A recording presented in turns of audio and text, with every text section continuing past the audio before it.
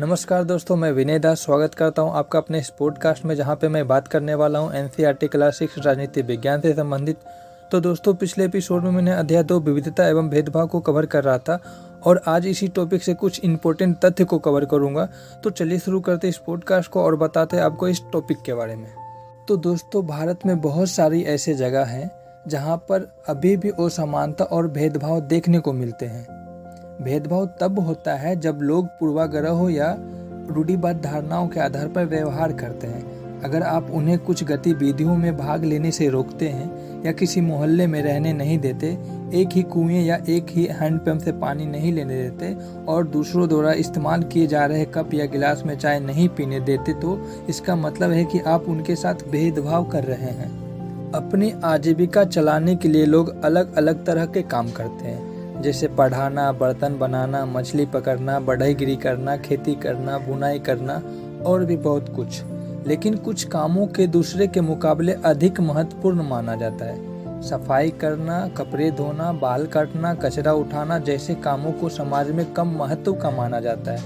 इसलिए जो लोग इन कामों को करते हैं उनको गंदा और अपवित्र माना जाता है। यह जाति व्यवस्था का एक बड़ा ही महत्वपूर्ण पहलू है। जाति व्यवस्था में इन लोगों के समूहों को अछूत और अयोग्य कहा गया है।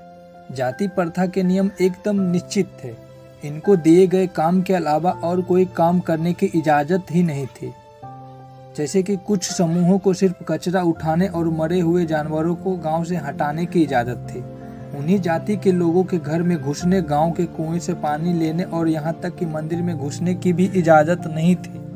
उनके बच्चों दूसरी जाति के बच्चों के साथ स्कूल में बैठ नहीं सकते थे। तो दोस्तों, डॉक्टर भीमराव अंबेडकर के बारे में बात करते हैं। डॉक्टर भीमराव अंबेडकर को भारतीय संविधान के पिता एवं दलितों के सबसे बड़ा नेता के रूप में जाने जाते हैं। डॉक्टर अंबेडकर ने दलित समुदाय के अधिकारों के लिए लड़ाई लड़ी थी। उनका महार जाति में जन्म हुआ था, जो कि अछूत मानी जाती है।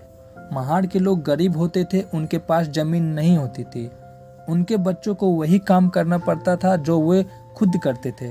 उन्हें गांव के बाहर रहना पड़ता था और गांव के अंदर आने की इजाज़त नहीं थी। अंबेडकर अपनी जाति के पहले व्यक्ति थे जिसने अपनी कॉलेज की पढ़ाई पूरी की और वकील बनने के लिए इंग्लैंड गए। उन्होंने दलितों को अपने बच्चों को स्कूल कॉलेज भेजने के लिए प्रोत्साहित किया। दलितों से अलग अलग तरह के नौकरी करने को कहा ताकि वे जाति व्यवस्था से बाहर निकल पाए। दलितों के मंदिर में प्रवेश के लिए जो कई प्रयास किए जा रहे थे, उनका अंबेडकर ने नेतृत्व किया।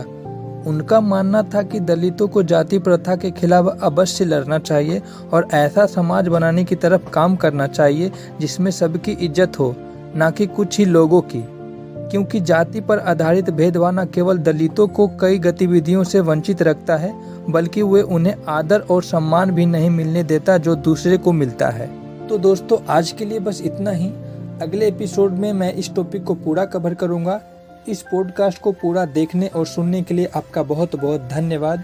मैं विनय दास अलविदा लेता हूं आप सबसे और मिलता हूं अगले पॉडकास्ट।